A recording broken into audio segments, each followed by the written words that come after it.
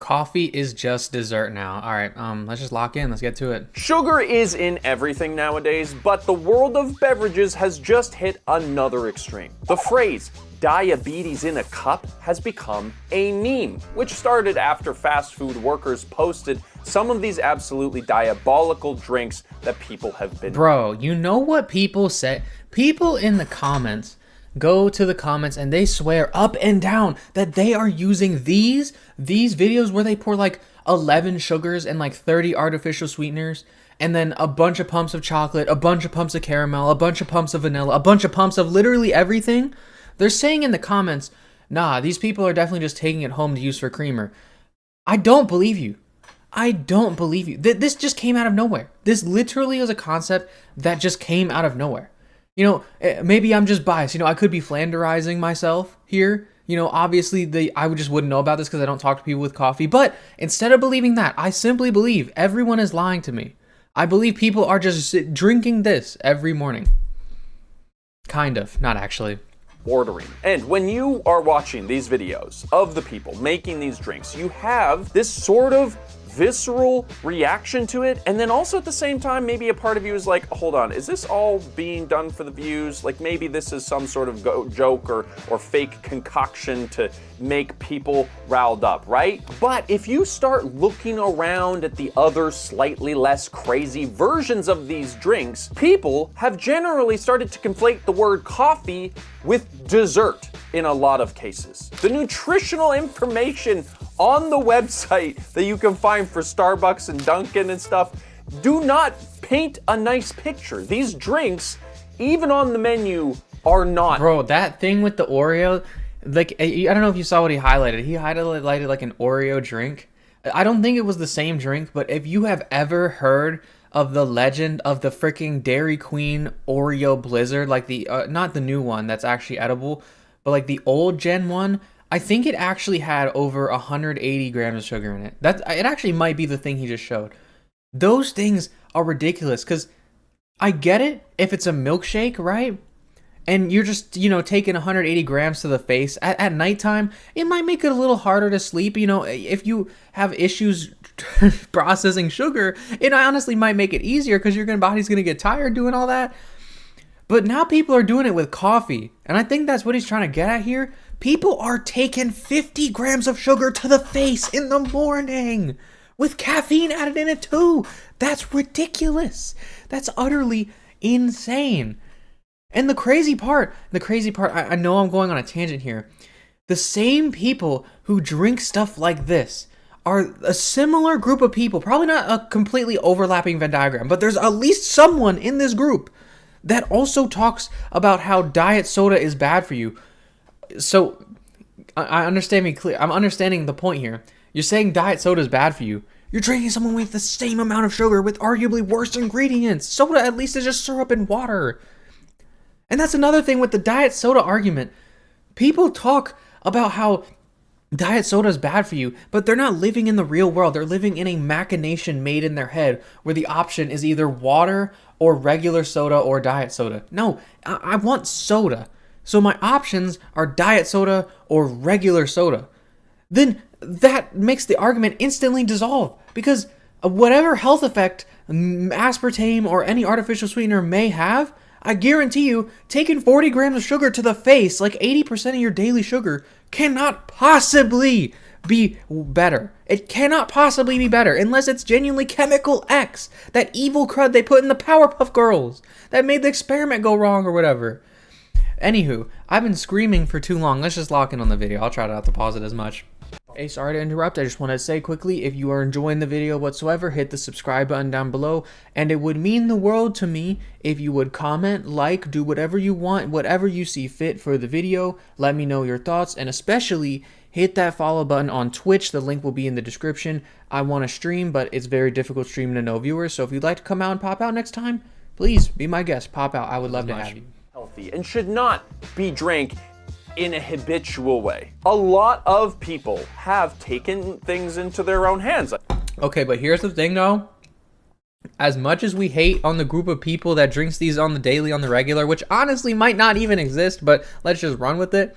is that one on the far right, that caramel sugar cookie crumble frappe looks good as frick. And by the description of the drink, it sounds good as frick. They didn't even have to do anything special. You could have taken the whipped cream off the top. You could have taken the caramel out. You could have taken multiple parts off the drink. It still looks good as frick, but I digress. I suppose by creating their own versions and finding and copying other recipes that they see on TikTok, and the results are terrifying. And look, I understand that it's easy to see something like this and totally dismiss it as just another crazy American consumerist doom spiral into obesity, because that's definitely what it is. But there is also this weird side of this story where, parallel to this super sugary trend, we have the zero sugar trend, right? We have all of these weird, supposedly healthy pops and sodas that people are now drinking more and more, while we have dirty sodas gaining in popularity. So what is going on? Great question. Let's talk about it.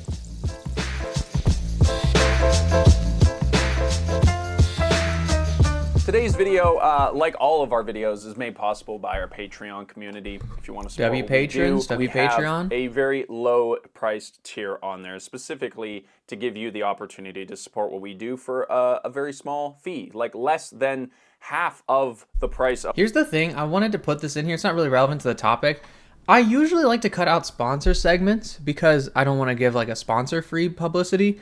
But just thinking about it, W Patreon, and I don't think I'm going to cut out the part with the Patreon. If you like the video that I'm watching right now, I'm going to link it like I always do. I'm going to tag the creator, and go support the Patreon if you freaking with it. Go watch his other videos. I actually don't have a problem with the Patreon plug, actually.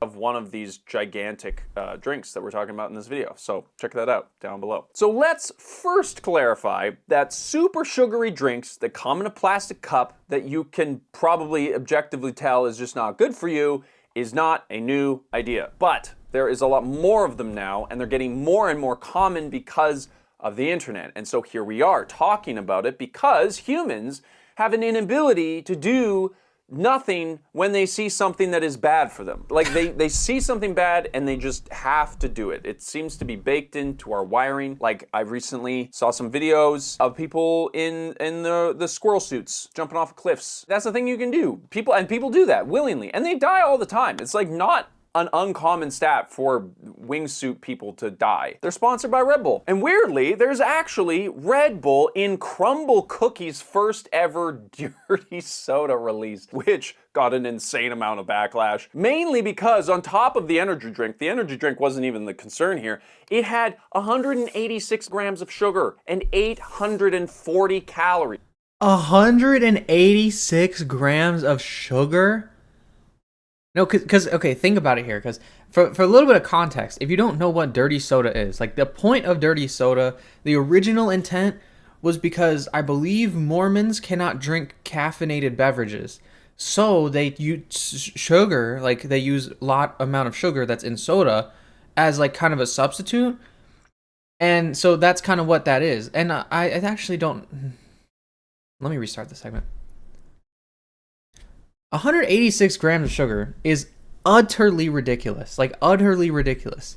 That is over 100% of your daily sugar, and you can't even pretend like Crumble Cookie fans and Crumble Cookie loves to pretend that the intent of a cookie is to cut it into 4 pieces and share it. That's absolutely not what's happening, okay? Most people are going to Crumble Cookie, maybe sharing it with one friend, but most people are probably going in and eating a cookie. That's probably what they're doing. It's not ridiculous to say that because they're very edible. If you've ever held one, they're very edible. But with the drink, there's no argument to be made. You're supposed to drink that in one sitting. Maybe put it in the fridge, but that's not really the intention. We're all smart here. We know that's not the intention. And so 186 grams of sugar to the face is ridiculous.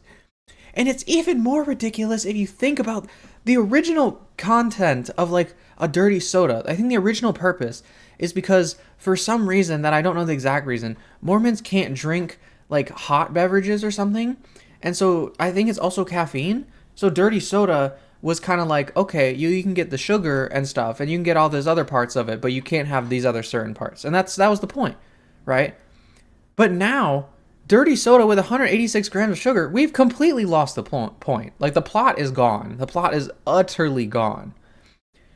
But even for someone who's not Mormon, someone who's not got that like dietary restriction or whatever, taking 186 grams of sugar to the face at any point of time is ridiculous. And the worst part is people are probably doing this in the morning. That's insane. 840 calories. That's like half of your daily calories if you're not outside of like a normal range, bro.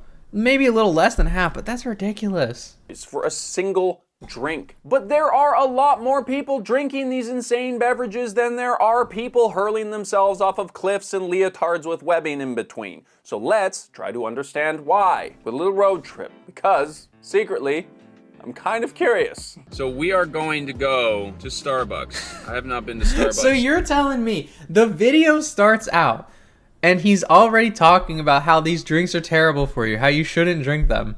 And the first thing he does, and this might be the realest thing I've ever seen, is he goes out and buys one, and I'm gonna guess he's gonna try it. He might be the realest video creator ever. In memory, but we're gonna go there and we are going to get a Twix Frappuccino. It's a secret menu item that Lou found for me to try. It should be fun. Okay, so it's one of the this nerfed Harvard ones, Health not one of the crumble article, ones. apparently eating a lot of sugar is not good for you for a variety of health reasons, but humans and mostly Americans are eating way too much sugar, and a lot of the added sugar that is being added to their diet is coming from sugary drinks. And then just sort of like a bonus on top. No, that's such a believable thing, because I don't know if you've never struggled with like weight loss or like trying to restrict your diet. If you've never done that, I can imagine this might be something you've never thought about. But 99% of like sugary beverages have a ridiculous amount of calories that come pretty much exclusively from the sugar, and it's just like you can just crush that. Like when you're eating a thick, juicy piece of cake that has a ridiculous amount of sugar, when you're eating cheesecake that has a ridiculous amount of sugar, you're eating brownies, cookies, you get filled up and you kind of feel odd if you eat too many, at least for me. If you're drinking a Coke, you could easily crush 2, 3, 4 Cokes, and it's a little ridiculous, but it's not that crazy. Those 4 Cokes have like 160 grams of sugar in them. You're over your daily limit for like 3 or 4 days. It is utterly ridiculous. And you might not even know this if you've never done things with weight loss, because one of the number one things people talk about with weight loss is liquid calories because of the added sugars. So anywho, yeah, added sugars in beverages add up insanely fast. Top of this, I found an article that said that there's research that proves that hotter weather leads to more sugary drink consumption. And that is also great because climate change is making hotter weather more consistent and common for most people, including myself. It's freaking 32 degrees inside my car right now. So basically what we're saying is that the crazy drinks of today are just made less crazy because there is already an absurdly high bar of sugary drink established as the norm, right? Anyway. No, that he's actually talking truth here. I don't know if you've ever, this might be the fattest thing I will ever say on camera for a long time, but if you're a regular sugar consumer, I love sugar. I have an insane sweet tooth. I love all types of sodas, and I usually use the diet ones now with no sugar in them. But even those, like when you eat stuff that's sugary, in the short term, you can tell it dulls your taste buds sense to sugar. Like if I have too much sweet tea, then as I drink it, it'll just start tasting like water, and that's really freaky. So unironically, I think there's a different video. We could watch it as well. There is like real, like anecdotally testable proof, like you could do this in your own life. If you just cut out sugar, the previously like things that you've eaten will taste different. They'll taste extremely sugary. I think Game Theory did a video on this, probably Food Theory now, where they cut out 30 days of sugar and then they came back 30 days later and things just tasted so much more intensely sweet. I totally believe that happened. I'm not gonna lie. And that is really true from my anecdotal experience, but like you got it. It's weird. Sugar is weird. Wait, we're here, so let's go order this thing. I'm gonna get a caramel frappuccino. Yeah, what size? The maybe not like quite the biggest one. Like our medium size. Yeah, let's go with that. And we're gonna get 2 pumps of hazelnut syrup, Java chips, extra caramel, plus a mocha drizzle on top of the whipped cream. Perfect. And do you know if the extra caramel is extra at the drizzle on top or extra caramel syrup blended in? I don't know. Maybe it goes on the inside of the cup or something? On Is the inside that... of the cup, we can do that, yeah. Yeah, that's how that goes? Sure. Okay. Levi? Thank you. There it is. Now this and all these other beverages... No, because that's the problem with sugary drinks, is we can know all this. We can rant and sit here and talk about how terrible these drinks are for us. But you can't look me dead in the face, eyes to eyes, so I know you're not lying, and not look away and say, that drink does not look good. That drink looks good as frick! I kind of want one, but I know my conscious mind has not lost its power yet. I'm not fully subconscious zombie mode yet. I cannot have one of those, especially at this hour, because I think everywhere is closed right now, but oh my goodness, it looks so freaking good. That are viral right now are extreme, but they're only kind of possible because the standard is so crazy already. Like a standard caramel macchiato that this is based on has way too much sugar in it and way too many calories for any person to... Are we That's actually crazy. I didn't know that. You're telling me it's not just these crazy beverages. Like, I don't remember what it was earlier, but if you order something like that's got the title cookie crumble freaking caramel frappuccino, it's like, obviously that's not going to be good for you, right? But caramel frappuccino, that you could just be like a sweeter coffee. 54 grams of sugar. I don't ever want to hear someone who drinks this on the regular ever make fun of the morning soda people again, because that's just a morning soda with more calories. It's ridiculous. Indulge in on a regular basis. This now, because of the internet, just makes it even crazier. Let's taste that.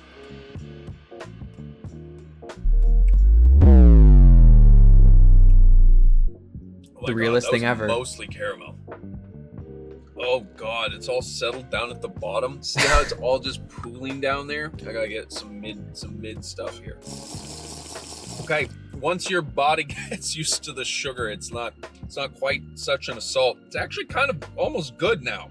Like once you get over the amount of sugar that's in it, it becomes more palatable, which is maybe the problem. Now, the craziest thing that we're going to talk about later in this video is that, like, there's this trend going on with these crazy sugary beverages, but at the same time, you've probably also seen those new zero sugar pops and energy drinks and everything, right? Like, this has come up at the same time as so-called functional sodas have, which are supposed to be like healthy pop. You know, that is really interesting. I do think that diet soda probably predates like the extreme sugary trend, but it is kind of interesting, the dichotomy of how people can both desire such a sugary drink. Like there's this group of people who drinks these every day, right? Like you probably know someone who drinks these extremely sugary beverages on a regular basis, probably. Not daily. I think that might be ridiculous. That might be an outlier, but like on a regular basis, you probably know someone who drinks stuff like this regularly. But like at the same time, there's another group of people who drink zero sugar and it's all artificial sweeteners. That is really interesting, because usually how the social trend in food goes is it's all kind of taking one mass action. You know, you see with the rise of the gym being like a thing that younger and younger people are getting into, you get like all these protein foods because now it's marketable. And then nowadays you're starting to see people adding fiber and stuff into it, but I don't think that's really catching on as much because people don't really care that much about actual dietary needs. But now the sugary stuff is almost completely opposite to the zero sugar stuff. So that is, I want to hear what he has to say about that. Basically. Also, this thing was $8 with a tip. I felt genuinely bad that she had to make this thing for me. She was not even remotely phased by this order. She was like, yeah, and like caramel, is that like an extra caramel shot, or do you want that like in the cup itself? And I was like, I don't know, I guess it goes around the cup itself. And she was like, yeah, that sounds good. like at no point are they like no, because you know that these Starbucks baristas definitely, not even just Starbucks, but these baristas definitely hear the most utterly insane orders, and they just have to look them dead in the face and say, yes, what a wonderful order, sir. I'm going to go make that right now. I'll go make your 34 pumps of sugar, 15 pumps of vanilla, 15 pumps of caramel, and 60 shots of espresso in our absolute largest cup, and I will be splitting them up into 3 cups for you, sir. and then the same time look them dead in the face and tell that they're not going to tip. I guarantee that's someone's life right now, and I feel very bad for them. Unless they're getting crazy tips, unless it's actually not that bad. I really hope it's not that bad.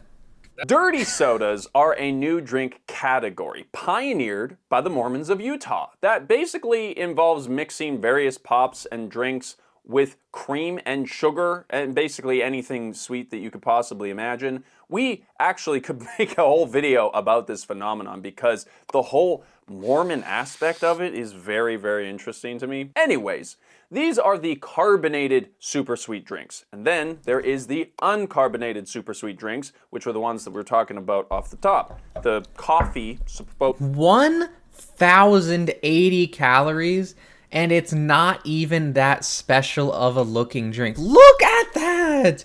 You could actually use a drink like that as a weapon if you're trying to get someone big and fat and round on purpose without them knowing. Just give them one of these. That's very indistinguishable from a coffee that's like 380 calories, like that other Starbucks one. And now they just crushed 1,080 calories, probably faced 200 grams of sugar, and they're going to wake up the next day probably 2 to 3% more body weight than they previously were. Don't ever do that. That's so despicably wrong. But that's crazy. Just for illustrative purposes, think about that. You couldn't even tell. Someone could poison your drink by just putting so much sugar in it. Supposedly coffee-based beverages from Starbucks and Dunkin' and other fast food places that look weirdly AI generated, like they all sort of look the same. These two different types of drinks are booming in popularity and share one very interesting quality, which is the ability to build it yourself. This ability to customize the drink orders at dirty soda shops like Swig and the sort of Wild West of secret menus that you see at Starbucks and Dunkin' has created the beast that we are talking about today. Now, I personally cannot say that soda culture in Utah directly influenced the secret menus at Starbucks because that's a thing that was going on before dirty sodas became popular, but Starbucks has now released an official secret menu on their app store. This is a complete aside. It peeves me off to no end when some place has like an official secret menu, because at some point the items on the secret menu are so paramount to the experience of the restaurant that you need to just put it on the menu. It's acceptable for like Arby's with the meat mountain because no person who is sane is going to Arby's and seeing a meat mountain on the menu and being like, you know what? Yeah, no, I will order that actually. And it's like $20 in the size of like your freaking head. But when I am just taking a wild guess here. I'm literally straw manning something I could wait 1 minute to go watch a video on. But like, I guarantee there's going to be some civilian drinks on here. Just put them on the menu. Don't be a coward about it. If you want people to order it, put it on the menu. As of last year. So that means pretty much that I'm right. So that's why you're subscribed. Remember, it's because your boy's on the money. He's on the pulse. Actually, to be fair, Lou wrote that section of the script. She figured all that out. So actually, Lou is right. Lou is right. That is, if we can write W it down, credit where credit is due. somewhere W Lou. in stone. Lou is right. So I actually got to try some of these dirty sodas when I was in Utah a couple of years ago, and it was actually not as gross as I expected it to be. First of all, this is the lineup that's getting into the soda shop, which is in the back of this barber shop, apparently. With your soda beverage, you can also buy cookies, which is really interesting. And then while you're at it, you can do your missionary donation, I guess. What? Look There's at a real that. rhyme in it. That looks kind of crazy. Wow, that actually, I hate to admit how good that tastes. But since my visit... No, but that's the important part. That's the part that we don't talk about. These things, you can look at the calories. You can look at the sugar. You can use every conscious brain cell you have and tell it's very clearly bad for you. You can't drink this on the regular or you will certainly take 5 or more years off of your life. Don't quote me on that. I'm not a doctor. But then, the moment you actually try it, if you try a few, you will almost certainly run into it and think, man, this is actually low-key fire. Like, you get it. But you just, it's so sad because you have to hold back. You can't just drink it all the time because When good things have to come in moderation, or else you'll get used to it, and then it's even worse. That's how we got here in the first place, because everyone got used to the baseline, and now you got to raise it up a tier, and you got to add even more sugar.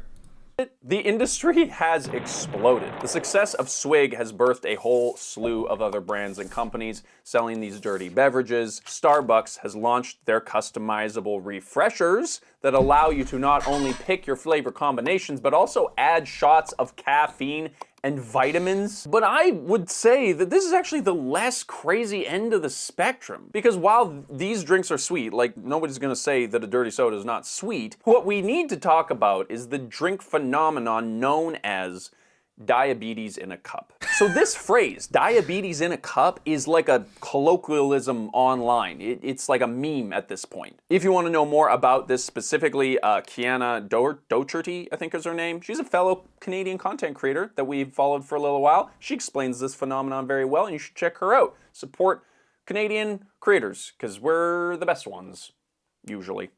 It's not ridiculous to say that. Northern Line is also Very basically, Canadian. these are just drinks with an absurd amount of additional sugars and syrups added to a standard order. And it got the name because workers at Dunkin' Donuts and Starbucks would post the craziest drinks that they would see on their shift to social media with the caption, "Diabetes in a cup." So I've seen a lot of these videos now in the research process for making the script, but I found this video because I didn't want to show you just one of the more viral ones because it may or may not be staged. This is like kind of more on the normal end of the spectrum, and it is still baffling to watch. So it begins with him putting the sugar in the bottom of the cup like they do when they're trying to show you how much sugar is actually in a drink, like as a warning. Like remember they would do this with Coca-Cola? They'd be like, this is how much sugar is in a Coca-Cola, as like a warning.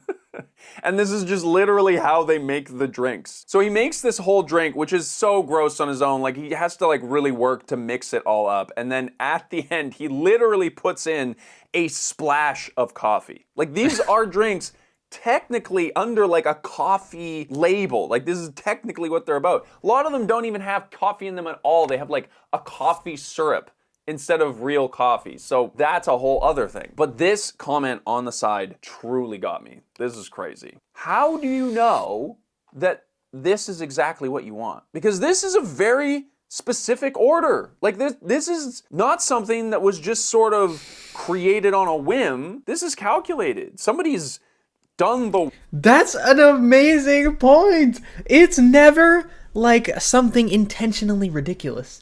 It's never something that's like obviously stupid, like 30 sugars, 20 artificial sugars, 50 espresso. No, it's always very meticulously crafted. It's like numbers like 13 and like 24 and like 7. Like you would never think of those quantities unless you tried it out and you're like, no, that is low-key fire. That's exactly what I want. That crud is ridiculous. Though as I'm looking at it, I'm starting to come around more to the idea that people have to be using this as like creamer for their other coffees or something. Because I mean, if you've ever drank something that's got too much sugar in it, you literally can chew the sugar and it's like the worst feeling ever. It passes on like solid desserts, but with drinks, it's not great. Work to figure out that this is what they like, which means that they've been ordering it over and over and over again over the course of time. Because let's be honest also, I want to clarify, like if you want to have one of these absolutely insane beverages every now and then, sure, like go for it. You live your own life, you know, but when you are drinking them consistently, like a treat is one thing, but if you're drinking this like every day or like multiple times per week, I think you may have a sugar addiction. You may have a problem. And I know that talking about health issues is a very sensitive subject, but when it comes to the diabetes in a cup meme, at least it is pointing out a pretty severe issue that we have surrounding. This is actually very true. The distinction between a habit and a treat is so unbelievably important, because whenever I've delved into my own rabbit hole of trying to understand my own eating habits, I've come to realize that like if you're doing something that's not on the regular, it kind of just averages out with your regular habits, you know? Unless like the non-regular is kind of a habit in and of itself. But what I mean by that is like You could even take something as ridiculous as like a 4,000 calorie bomb of a drink that's like that. And actually, that's a bit ridiculous. Like a 1,000 calorie bomb drink like that. If you have like 2 incidents like that over the course of a month, which a lot of people would be like, okay, 2 treats a month or whatever that are that ridiculous and like not regular treats. That's honestly probably more than most people are getting when it comes to ridiculous treats. And it averages itself out over a month like it's nothing. Like, I mean, not nothing. You're adding like every 1,000 calories is probably adding like what? I think 30 calories in over 30 days. I think 1,000 divided by 30 is probably 30. I think. Yeah, it's somewhere around like 33. That's really not that much. It's the habits that'll get you. It really is the habits that'll get you. Sugar consumption in North America, because I said off the top, there's sugar in everything, but this is a particularly bad situation because apparently there's too much sugar in people's diets and a lot of it comes from drinks. I genuinely could not imagine being diabetic or pre-diabetic nowadays because there has never been more sugary drinks for you to try and avoid. Can you imagine the daily mental math that you would have to go through to figure out if your coffee or juice refresher is going to send your blood sugar numbers to friggin' Jupiter? I do not wish that for myself. I sympathize with anybody who has to deal with that. Now, this is all weird, right? This is weird. But what makes it even weirder is the seemingly conflicting trend going on at exactly the same time. We have dirty sodas, and then we have functional sodas going viral at the same time. But as we were discussing on a brainstorm for this video, Matthew pointed out that this is kind of the ideal scenario for companies because it creates a consumerism feedback loop. Is there like a dialectic sort of commentary on how stratified health and wellness products are from these like sugary products and how Starbucks can at the same time sell these super sugary drinks and also sell the 32-gram protein lot? I know I'm interrupting in the middle of the guy talking, but sometimes I feel like an idiot when people talk. He said some crud like, is there a dialect between the stratified trend? And I was like, I feel like an idiot. I had to think about what that even meant for a second. And I don't think I'm that stupid, bro. I genuinely had to think about that, bro. I was thinking something like that with the whole zero sugar thing that we're seeing, like the functional sodas and the zero sugar energy drinks and all that. Like, it is kind of weird that we're seeing like a huge boom in like functional sodas and all those wellness drinks, and then also dirty sodas at the same time. Like, it seems like those are opposite stories, but they're being promoted by the same companies. I think the big question to explore would be, are these two products, the zero sugar products and the 180 grams of sugar products, are these two products being sold to different people, or is the same person buying the 0 gram sugar product and then they're also buying the 180 gram sugar product? They're just doing this like, oh, next month I'll see some commercial or some TikTok that convinces me to drop all this zero sugar bullshit and embrace my 180 gram sugar lifestyle. The month after that, they're saying, I've had way too much sugar, I'm going back to Poppy and No, it's the shame loop. It's the shame loop. They go, yes. I can't keep eating this, but I'm so desperate for some sugar right now. I'm going to get a 0 sugar pop. And then they drink that thinking that they're good. And if you can... Unironically, they're probably onto something here. Way too many people are like stuck in like the infinite shame loop of stuff like this. Cause like they don't want to accept that they're having a treat or whatever, so it's like, oh, it's not that big of a deal, and then they overeat, and then they ended up feeling terrible about it.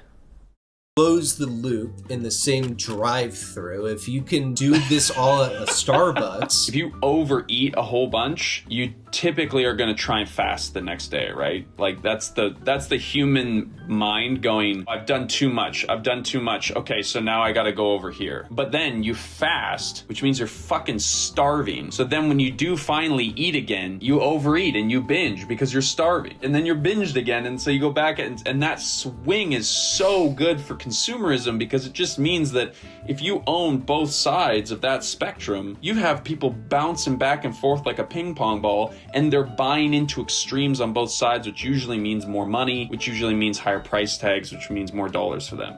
There is no irony lost here on the fact that the whole sugary drink trend was sort of born in Mormonism that sees other stimulants as a sin, right? These drinks represent two very different sides of our human psyche. And the massive success of these drinks just proves how well this dichotomy works. If you feel shame about one thing, you are very likely to sort of pendulum swing to purchase on the other end of that spectrum. And sadly, there's a lot of people with very complicated relationships with sugar and food in general who feel themselves getting ping-ponged back and forth in between these extremes. If you want to hear about... No, that... Literally, absolutely. It's not even just sugar, by the way. When it comes to, like... I feel like it goes back to when you were a kid. Like, we've all been kids, right? When someone says you can't have something, it makes you want it more, almost ironically. And I can't even imagine to be that way with, like, sugar, because I have a crazy sweet tooth. If I was overeating sugar, I'd probably be just like this. But thankfully, I've sort of settled into just accepting that I just love sugar, and I'll have, like, a meager amount every day, and not going back and forth. But, bro, it is really true. It is a hard thing. If you know anyone going through that crud, don't make their life harder. It's already hard. The rising popularity of dirty sodas, maybe we will make something like that. I'm not sure. We've talked about functional sodas in another episode, so you could check that out now. But if you subscribe and you're a part of our little community here, you'll see us every single week. And if we do make that video in the future, you'll be the first to know about it. Great deal. Good chat. Thanks for tuning in, folks. We'll see you in the next one. Platformed in all of these ways because there's so much. W video. Coffee's just a dessert now. W, Levi, Hildebrand. Honestly, not ridiculous to say people should probably not be drinking those every day. I know, crazy take from me, but no, yeah. I just think sugar-free soda is better. Not gonna lie, I think this is kind of a skill issue on the taste bud end. All seriousness aside, I think zero sugar soda just low-key tastes better than a lot of this junk. I can't even hold you. Will I indulge in a milkshake every once in a while? Yes. But zero sugar? Low-key solos, not even gonna lie. Hey, thanks for watching the video. You made it to the end, so that means I hope you enjoyed it. And if you enjoyed it, you should show that you enjoyed it. You know, leave me a comment. Tell me what you like, what do you want to see next. I'll watch videos if you have them, or just really anything. And of course, the most important thing, you know I was gonna ask it, hit that subscribe button. I know you can see it. It probably glowed when I just said that. And the second most important thing, go in my description, hit that little Twitch link, follow me up on Twitch. I would love to have you. The chat's always ready to have more people. And I would love to stream, but I need you to come. We are all expecting you to come to chat. So please, don't let everyone down. Come to chat. We all expect you. All right, now seriously though, thank you for watching. Ciao.